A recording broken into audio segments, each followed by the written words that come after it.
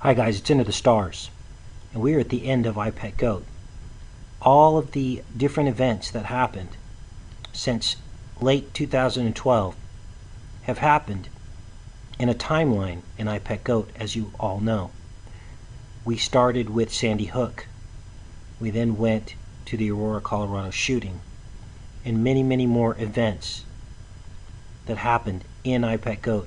If you're unfamiliar with what I'm talking about, go back to this channel and take a look at everything that we have uncovered here that was foreshadowed in this 2012 film. So there's not much left to happen. We just had the Super Bowl, and we saw the Bronco in the sky in the last few minutes of iPetGoat. The only thing left is Easter Island. We saw the Moai statues at the end of iPetGoat, and also some type of meteor event over Cairo, Egypt, resulting in damage to the pyramids. These are the only two things left, but for this particular video we're going to focus on Easter Island. And many of you saw this video that I uploaded on February 9th that says Easter Island will be top news any day. Help me decode it. The reason why I can say that with confidence is because we have not seen an Easter Island event yet since 2012 to the present. And we know that it has to happen because it is in iPetGoat 2. So, what happened the very next day after we uploaded this video? On February 10th, we had a 4.7 earthquake near Easter Island 6 days ago. And 13 hours ago, we had another 5.5 magnitude earthquake near Easter Island. Now, in all fairness, Easter Island is subject to earthquakes, and they're pretty frequently. But to have the earthquake happen one day after we uploaded the video, in my opinion, is pretty bizarre. So what other news is going on with Easter Island at this moment? We've got a couple things that are kind of real. We have an Iowa family making a giant Easter Island head from snow. That happened yesterday.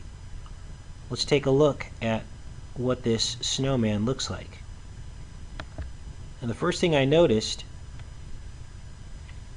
about this Easter Island snow person is the picture looks relatively fake. Now, I've run this through a forensic analysis and I couldn't find anything in it that says that it's fake, but the photo just looks fake. And then you have to ask yourself, why are they using such an unreal looking photo, and why would they run a story like this about Easter Island? This is a Mason City family. It says they attracted attention from neighbors for recreating a famed stone statue with the use of snow. I want you to notice something here. They actually downgraded this. This was a 5.7 according to many reports, and here we're showing a 5.5. That is a serious earthquake, you guys, with a possible tsunami. But I want you to notice the map here. Let's take a closer look at this. Now, Easter Island is right here. We're going to zoom in on this. And I want you to notice that all of the earthquakes that have happened over the last 7 months fall underneath this pyramid shape. Look at this pyramid shape here. They all fall under this, and it actually connects. This line here actually connects to Easter Island.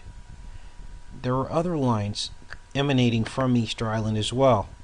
Let's zoom out. They go directly to Easter Island. Now remember, this is Easter Island here. Look at these lines here. There's one there, and there's one that goes down that way. Now, there could be a logical explanation for those lines. I don't know. From what I understand, underwater sonar mapping can create some types of patterns when this information is uploaded to Google Earth. But if you look here, you see these dark shadows too. They almost look like underground cities, and they have perfect geometric shapes. Now, I'm sure other people have noticed this in the past, so I may be covering something that's already been explained, but I just think it's curious that we are focused now on Easter Island, and we see these curious geometric, hard-edged, and perfect angular shapes, and that all of the earthquakes emanating from this triangle shape that connects to Easter Island. This pyramid type structure here. A lot of this falls in line with this polar vortex, and the fact that the polar vortex was actually one of the things that was predicted in IPEC code as well. Now, we'd use some information that we got from Suspicious Observer in determining with confidence that there would be a cold weather season or event, and maybe as far as even an ice age, a miniature ice age. But there weren't too many people that stood behind that statement until now, and obviously we see now that we do in fact have a cold weather event. They have actually even come up with a name for it called the polar vortex. So let's look at this Iowa family who makes the giant Easter Island head from snow. So let's take a look at these pictures from this particular article. And as you can see, right here it looks a little suspect. Like I said, I ran this through photo forensics. Didn't find anything. That doesn't mean that the photo is real. It just seems peculiar that they would have this type of story during this polar vortex about a family that just randomly made an Easter Island head out of snow. So that was a little suspect. Let's look at what other news we have for Easter Island. Now, we also had this story. Darlington Marathon lady Susie sets off on a 9,000-mile journey to Easter Island. This broke February 14th, which is today.